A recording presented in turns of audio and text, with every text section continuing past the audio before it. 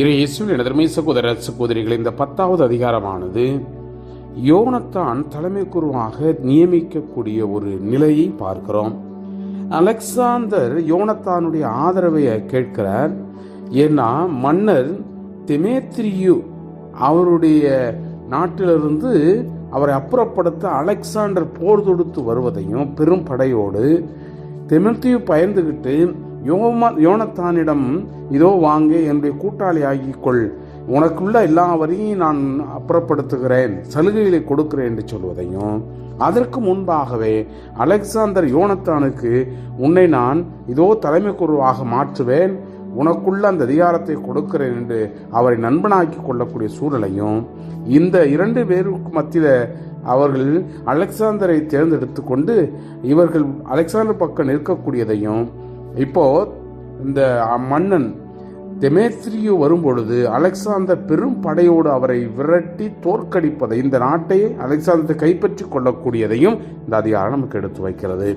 அது மட்டுமல்ல, நம்முடைய யோனத்தானுடைய வெற்றி, அந்த தெமேத்திரியினுடைய மகன் மறுபடியும் யோனத்தானுக்கு எதிராக போரிடக்கூடிய சூழலையும், அவரை எதிர்த்து வெற்றி பெறுவதையும், அதை அலெக்சாந்தர் பெருமையோடு அவரை பாராட்டக்கூடிய ஒரு நிகழ்வும் இந்த அதிகாரத்தில் நமக்கு சுட்டி காட்டப்படுகிறது.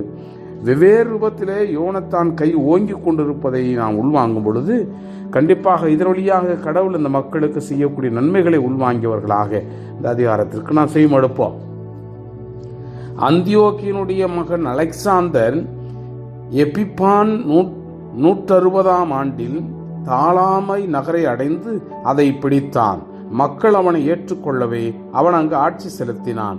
மன்னன் தெமேத்திரியு இதை கேள்வியுற்று மாபெரும் படையை திரட்டி போர் முனையில் அவனை சந்திக்க புறப்பட்டான். யோனத்தானை பெருமைப்படுத்துவதற்காக தெமேத்திரியு அமைதி சொற்கள் கொண்ட மடல் ஒன்றை அவனுக்கு அனுப்பினான். ஏனெனில் அவன், யோனத்தான் நமக்கு எதிராக அலெக்சாந்தரோடு சமாதானம் செய்து கொள்வதற்கு முன்பே நாம் சமாதானம் செய்து கொள்ள முந்திக் கொள்வோம். ஏனெனில் யோனத்தானுக்கும் அவனுடைய சகோதரர்களுக்கும் அவனுடைய இனத்தாருக்கும் நாம் செய்த தீமைகள் யாவற்றையும் அவன் நினைவில் கொண்டிருப்பான் என்று தனக்குள் சொல்லிக் கொண்டான். ஆதலால் தெமேத்திரியு படை திரட்டவும் படைக்கணங்களை செய்யவும் யோனத்தானுக்கு அதிகாரம் அளித்து அவரை தன் கூட்டாளியாக்கி கொண்டான். கோட்டையில் இருந்த பிண கைதிகளை அவரிடம் ஒப்படைக்க கட்டளையிட்டான். யோனத்தான் எருசலேமுக்கு வந்து எல்லா மக்களும் கோட்டைக்குள் இருந்தவர்களும் கேட்கும்படி மடலை படித்தார். படை திரட்ட அவருக்கு மன்னர் அதிகாரம் அளித்திருந்தான் என்று மக்கள் கேள்வியுற்ற போது அவர்களை பேரச்சம் ஆட்கொண்டது. கோட்டையில் இருந்தவர்கள் யோனத்தானிடம் பிணை கைதிகளை ஒப்படைத்தார்கள். அவர் அவர்களுடைய பெற்றோர்களிடம் அவர்களை ஒப்படைத்தார். யோனத்தான் எருசலேமில் வாழ்ந்த அந்த நகரை கட்டவும் புதுப்பிக்கவும் தொடங்கினார். மதில் எழுப்பவும் சீயோன் மலையை சுற்றி சதுர கற்கள் கட்டி அதை வலுப்படுத்தவும் பணியாளர்களுக்கு அவன் கட்டளையிட்டான். அவ்வனமே அவர்கள் செய்தார்கள். பாக்கித்து கட்டியிருந்த அந்த கோட்டைகளுக்குள் வாழ்ந்த அயல்நாட்டினர் தப்பி ஓடினர். ஒவ்வொருவரும் தாம் இருந்த அந்த இடத்தை விட்டு அகன்று தம் சொந்த நாட்டுக்கு போய் சேர்ந்தனர். திருச்சட்டத்தையும் கட்டளைகளையும் கைவிட்ட சிலர் பெத்சூரில் மட்டும் தங்கியிருந்தனர். ஏனெனில் அது ஒரு அடைக்கல நகர். தெமேத்திரியு யோனத்தானுக்கு கொடுத்திருந்த எல்லா உறுதிமொழிகளை பற்றியும் மன்னர் அலெக்சாந்தர் கேள்விப்பட்டான். அவரும் அவருடைய சகோதரர்களும் செய்த அந்த போர்கள், புரிந்த தீர செயல்கள், அடைந்த தொல்லை பற்றியும் அவனுக்கு அறிவிக்கப்பட்டது. ஆகவே அவன், இவற்றை போன்ற ஒரு மனிதரையும் நாம் காணக்கூடுமோ? இப்பொழுது அவரை நாம் நம்முடைய நண்பருக்கும் கூட்டாளியுமாக ஆக்கிக் கொள்வோம் என்று சொன்னான். அவன் யோனத்தானுக்கு ஒரு மடல் எழுதி அனுப்பினான். அது பின்வருமாறு: அலெக்சாந்தர் மன்னன் தம் சகோதரனாகிய யோனத்தானுக்கு வாழ்த்து கூறி எழுதுவது: நீ சிறந்த வீரர் என்றும் என் நண்பராய் இருக்க தகுதியுள்ளவர் என்றும் உம்மை பற்றி நாம் கேள்விப்பட்டுள்ளோம். ஆதலால் இன்று உம்மை இனத்தாருக்கு தலைமை குருவாக ஏற்படுத்துகிறோம். நீர் மன்னருடைய நண்பர் என அழைக்கப்படுவீர். நீர் எங்கள் பக்கம் இருந்து எங்களோடு உங்கள் நட்பை நிலைக்கச் செய்ய வேண்டும். அவன் மடலோடு அரசு உடையோடும் பொன் முடியோடும் யோனத்தானுக்கு அனுப்பி வைத்தான். 160ஆம் ஆண்டு 7ஆம் மாதம் கூடார விழாவின் போது யோனத்தான் தலைமை குருவுக்கு உரிய அந்த திரு உடைகளை அணிந்து கொண்டான். படை திரட்டினார். படைக்களங்களை பெருமளவில் தருவித்தார். தெமேத்ரியோ இதை கேள்வியுற்றதும் துயரம் அடைந்தான். அலெக்சாந்தர் தன்னை வலுப்படுத்தி கொள்ளும் பொருட்டு யூதர்களுடைய நட்பை அடைய முந்திக் கொண்டான். நாம் வாழ விருந்து விட்டோமே, நானும் அவர்களுக்கு ஊக்கமுட்டு சொற்களை எழுதி அவர்கள் எனக்கு உதவியாக இருக்கும்படி அவர்களுக்கு உதவி பதவிகளையும் அன்பளிப்புகளையும் வழங்குவேன் என்று சொல்லிக் கொண்டான். தெமேத்ரியு யூதர்களுக்கு எழுதி அனுப்பிய அந்த செய்தி வருமாறு: தெமேத்ரியு மன்னர் யூத இனத்தாருக்கு வாழ்த்து கூறி எழுதுவது: நீங்கள் எம்மோடு செய்து கொண்ட ஒப்பந்தங்களை காப்பாற்றி வந்திருக்கிறீர்கள் என்றும், எம்மோடு உள்ள நட்பு நிலைத்திருக்கிறீர்கள் என்றும், எம்முடைய பகைவர்களோடு நீங்கள் கூட்டு சேரவில்லை என்றும் நாம் கேள்வியுற்று மகிழ்ச்சி அடைகிறோம். தொடர்ந்து எம்மட்டில் பற்றுறுதி கொண்டிருங்கள்.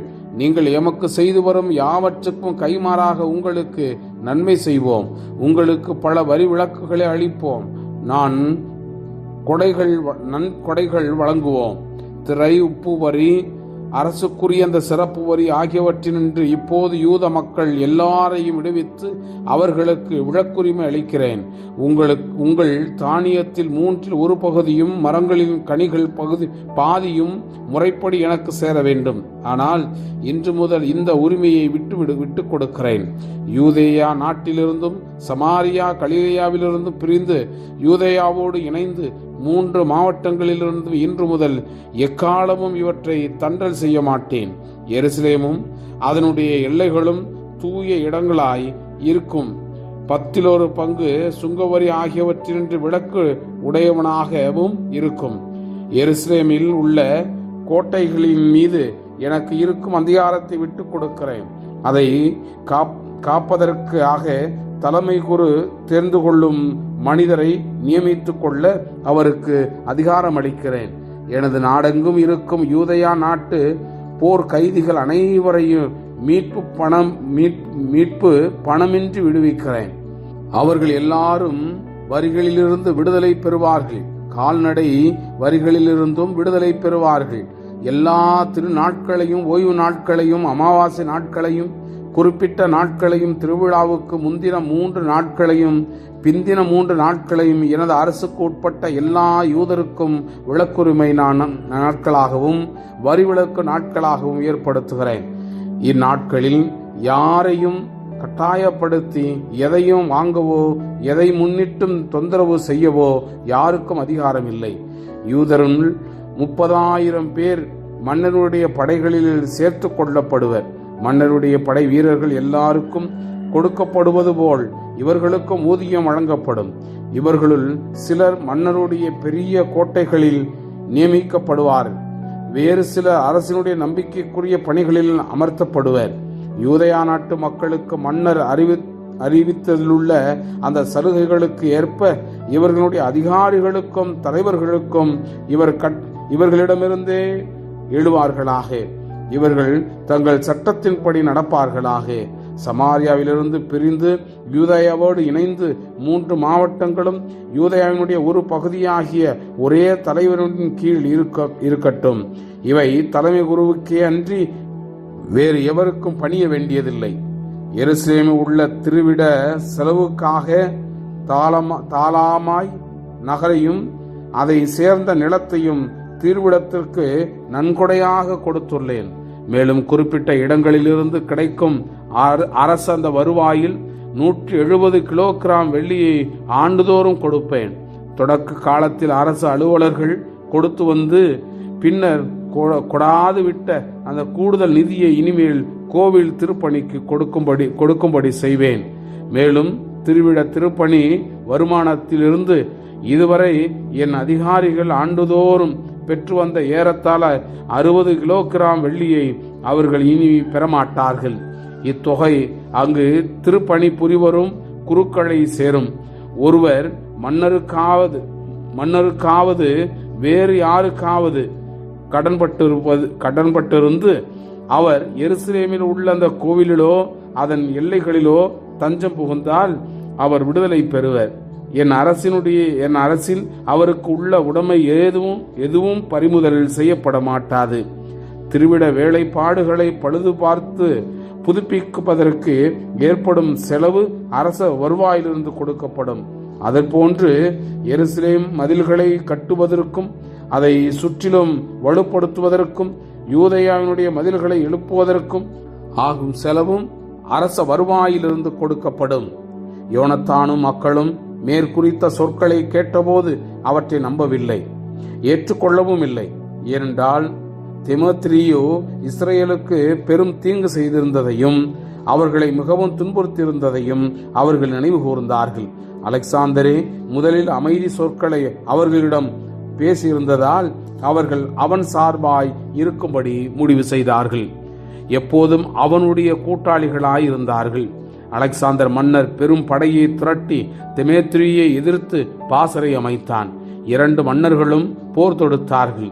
தீமோத்தேயுனுடைய படை தப்பி ஓடியது. அலெக்சாண்டர் அதை துரத்தி சென்று முறியடித்தான். கதிரவன் மறையும் வரை கடுமையாக போர் புரிந்தான். தீமோத்தேயு அன்று மடிந்தான். அலெக்சாந்தர் எகிப்தின் மன்னன் தாலாமிற்கு தூதர்கள் வழியாக சொல்லி அனுப்பி அந்த செய்தி பின் வருமாறு: நான் என் நாட்டுக்கு திரும்பிவிட்டேன். என் மூதாதையினுடைய அரியணையில் அமர்ந்துள்ளேன். ஆட்சியை நிலைநாட்டியுள்ளேன். தீமோத்தேயுவை தோற்கடித்தேன். எங்கள் நாட்டை என் உடைமையாக்கி கொண்டேன். அவர்களோடு போர் தொடுத்து அவனையும் அவனுடைய இந்த படைகளையும் முறியடித்து அவனது அரியணையில் அமர்ந்துள்ளேன். ஆதலால் இப்பொழுது நம்மிடையே நட்புறவு உண்டாக்கி கொள்வோம். உம் மகளை எனக்கு மணமுடித்துக் கொடும். நான் உன் மருமகனாயிருப்பேன். உமது தகுதிக்கு ஏற்ப அன்பளிப்புகளை உமக்கும் அவளுக்கும் வழங்குவேன். மன்னன் தாலாமி அவனுக்கு மறுமொழியாக: நீர் உம் மூதாதையினுடைய நாட்டுக்கு திரும்பி வந்து அரியணை ஏறிய அந்த நாள் நன்னாள். நீ எழுதியுள்ளபடி நான் உமக்கு செய்வேன். நாம் ஒருவரோடு ஒருவர் பார்த்து பேசும்படி நீ தாலாமாய் நகருக்கு வாரும். நீர் கேட்டபடி நான் உமக்கு மாமனாராவேன் என்று சொல்லி அனுப்பினான். ஆதலால் தாலாமியும் அவனுடைய மகள் கிளியோபத்ராவும் எகிப்தை விட்டு புறப்பட்டு 162ஆம் ஆண்டு தாலாமாவுக்கு சென்றார்கள். அலெக்சாந்தர் மன்னன் அவனை சந்தித்தான். தாலாமி தன் மகள் கிளியோபத்ராவை அலெக்சாந்தருக்கு மணமுடித்து கொடுத்தான். மன்னர்களின் வழக்கப்படி தாலாமாயில் அவளுடைய மண விழாவை சீரும் சிறப்புமாக கொண்டாடினான். தன்னை வந்து சந்திக்கும்படி அலெக்சாந்தர் மன்னன் யோனத்தானுக்கு எழுதினான். அவரும் ஆடம்பரத்தோடு தாலாமாய்க்கு வந்து 2 மன்னரையும் சந்தித்தார். அவர்களுக்கும் அவர்களுடைய நண்பர்களுக்கும் பொன் வெள்ளிகளோடு பல அன்பளிப்புகளும் கொடுத்தார். அவர்களது நெண்ணத்தை பெற்றார். இஸ்ரேலிலிருந்து வந்திருந்த அந்த நச்சு பேர்வழிகளும் நெறிக்கெட்டவர்களும் ஒன்று சேர்ந்து யோனத்தான் மீது குற்றம் சாட்டினார்கள். ஆனால் மன்னன் அவர்களுக்கு செவி சாய்க்கவில்லை. மாறாக யோனத்தானுடைய எளிய உடையை களைத்துவிட்டு அவருக்கு அரச உடையை அணிவிக்கும்படி மன்னன் கட்டளையிட்டான். அவர்களும் அவ்வாறே செய்தார்கள். மன்னன் அவரை தன் அருகில் அமரும்படி செய்தான். மேலும் தன் அலுவலர்களை நோக்கி: நீங்கள் இவருடன் நகரினுடைய நடுவே சென்று இவர் மீது எவனும் எக்காரியத்திலும் குற்றம் சாட்டக்கூடாது என்றும் எக்காரணத்தை முன்னிட்டும் இவருக்கு தொல்லை கொடுக்க கூடாது என்றும் அறிவியுங்கள் என்று கூறினான். அறிவித்தபடி யோனத்தானுக்கு அரசு மரியாதை அளிக்கப்பட்டதையும் அரச உடை அணிந்திருப்பதையும் குற்றம் சாட்டியவர்கள் எல்லாரும் கண்டபோது தப்பி ஓடிவிட்டார்கள். இவ்வாறு மன்னன் அவரை பெருமைப்படுத்தி தம் முக்கிய நண்பர்களுள் ஒருவனாக பதிவு செய்து படை தளபதியாகவும் ஆளுநராகவும் அவரை ஏற்படுத்தினார். அமைதியோடும் அக்களிப்போடும் யோனத்தான் எருசலேம் திரும்பினார். தீமோத்தேயுனுடைய மகன் தீமோத்தேயு என்பவன் 165ஆம் ஆண்டு கிரேத்து நாட்டிலிருந்து தன் மூதாதையருடைய நாட்டிற்கு வந்தான். அலெக்சாந்தர் மன்னன் இதை பற்றி கேள்விப்பட்டு பெரிதும் வருத்தமுற்று அந்தியோக்கியா நகருக்கு திரும்பினான். குலேசியரியாவில் ஆளுநராக அப்போலோனை தீமோத்தேயு நியமித்தான். அவன் பெரும் படை திரட்டி யாமுனியாவுக்கு எதிரே பாசறை அமைத்திருந்தான். பிறகு அவன் தலைமை குருவாகிய யோனத்தானுக்கு சொல்லி அனுப்பிய செய்தி பின்வருமாறு: நீர் மட்டுமே எங்களை எதிர்த்தெழுகிறீர். உம்மால் நான் ஏளனத்திற்கும் பழி சொல்லுக்கும் உள்ளாகிறேன். மலைகளில் எங்களுக்கு எதிராய் நீர் அதிகாரம் செலுத்துவது ஏன்? உம் படை மீது உமக்கு நம்பிக்கை இருந்தால் எங்களிடம் சமவெளிக்கு இறங்கி வாரும். நம்மில் வலிமை மிக்கவர் யார் என அங்கு தெரிந்து கொள்ளலாம். ஏனெனில் நகரங்களின் படைகள் என் பக்கம் உள்ளது. நான் யார் என்றும் எங்களுடைய உதவிக்கு வந்துள்ளவர்கள் யார் என்றும் கேட்டு தெரிந்து கொள்ளும். எங்களை எதிர்த்து நிற்க உம்மால் முடியாது என மக்கள் சொல்வார்கள். ஏனெனில் உம் மூதாதையர்கள் தங்கள் சொந்த நாட்டிலேயே இருமுறை முறியடிக்கப்பட்டார்கள். ஓடி மறைந்து கொள்ள பாறையோ கல்லோ இடமோ இல்லாத இந்த சமவெளியில் என்னுடைய குதிரை படையையும் இத்துணை பெரிய காலால் படையும் உம்மால் எதிர்த்து நிற்க முடியாது. அப்பல்லோனினுடைய சொற்களை கேட்ட யோனத்தான் சீற்றமுற்றார். 10,000 பேரை தேர்ந்து கொண்டு எருசலேமை விட்டு புறப்பட்டார். அவருடைய சகோதரான சீமோன் அவருக்கு உதவி செய்யும் பொருட்டு அவரோடு சேர்ந்து கொண்டார். யோப்பாவுக்கு எதிரே யோனத்தான் பாசறை அமைத்தான். யோப்பாவினுடைய அப்பல்லோனினுடைய காவற்படை இருந்ததால் மக்கள் யோனத்தானை நகருக்குள் விடாது அதன் வாயில்களை மூடிக்கொண்டார்கள். ஆகையால் அவர் நகரை தாக்கினார். நகரில் இருந்தவர்கள் அஞ்சி வழிகளை திறக்கவே யோப்பா நகரை யோனத்தான் கைப்பற்றினார். இதை அறிந்த அப்பல்லோன் 3000 குதிரை வீரர்களையும் எண்ணற்ற காலால் படையினரையும் திரட்டி நீண்ட பயணம் செய்ய வேண்டியவன் போல் ஆசோத்து நகரை நோக்கி சென்று கொண்டிருந்தான். அதே நேரத்தில் சமவெளியை நோக்கி முன்னேறி கொண்டிருந்தான். ஏனெனில் அவனிடம் பெரியதொரு குதிரை படை இருந்தது. அதில் அவன் முழு நம்பிக்கை கொண்டிருந்தான். யோனத்தான் அவனை ஆசோத்து வரை துரத்தினார். படைகள் போரில் இறங்கின. 1000 குதிரை வீரர்கள் யோனத்தானுடைய ஆட்களுக்கு பின்னால் ஒளிந்திருக்குமாறு அப்பல்லோனினுடைய ஏற்பாடு செய்திருந்தார். பதுங்கி பாய்வோர் தமக்கு பின்னால் இருக்கிறார்கள் என்று யோனத்தான் அறிந்தார். ஏனென்றால் அவர்கள் அப்பல்லோனினுடைய படையை சுற்றி வளைத்து கொண்டு காலை முதல் மாலை வரை அவருடைய ஆட்கள் மீது அம்புகளை எய்து கொண்டிருந்தார்கள். யோனத்தான் கட்டளையிட்டபடி அவருடைய ஆட்கள் உறுதியோடு நின்றார்கள். ஆனால் எதிரிகளுடைய குதிரைகள் சேர்ந்து போயின. குதிரை வீரர்கள் களைந்து போயிருந்ததால் சீமோன் தம் படையை நடத்தி சென்று பகைவனுடைய காலாட்களை எதிர்த்து போரிட்டு முறியடிக்கவே அவர்கள் தப்பி ஓடினார்கள். சமவெளி எங்கும் சிதறி போயிருந்த அந்த குதிரை வீரர்கள் ஆசோத்து நகருக்கு தப்பி ஓடி தங்களை காப்பாற்றிக் கொள்ள தங்களுடைய தெய்வத்தின் சிலை இருந்த அந்த பெத்கோன் என்னும் அந்த கோவிலில் புகுந்து கொண்டார்கள். யோனத்தான் ஆசோத்தையும் அதனுடைய சுற்றிலிருந்த நகரங்களையும் சூறையாடிய பின் அவரை தீக்கிரையாக்கினார். நாக்கோன் கோவிலையும் அதில் அடைக்கலம் புகுந்திருந்தவர்களையும் நெருப்பால் அழித்தான். வாளுக்கு இரையானவர்களும் நெருப்புக்கு இரையானவர்களும் 8,000 பேர். யோனத்தான் அவ்விடத்திலிருந்து புறப்பட்டு அஸ்கலோனுக்கு எதிரே பாசறை அமைத்தார். அந்நகரை மக்கள் மிகுந்த ஆடம்பரத்துடன் அவரை சந்திக்க வந்தார்கள். யோனத்தான் தம்மோடு இருந்தவர்களுடன் திரளான அந்த கொள்ளை பொருட்களோடு எருசலேம் திரும்பினான். மன்னன் அலெக்சாண்டர் இந்த நிகழ்ச்சிகளை பற்றி கேள்விப்பட்ட போது யோனத்தானை மேலும் பெருமைப்படுத்தினான். மன்னருடைய நெருங்கிய உறவினர்களுக்கு கொடுக்கும் வழக்கப்படி அவனுக்கு பொன் தோழணி ஒன்று அனுப்பினான்.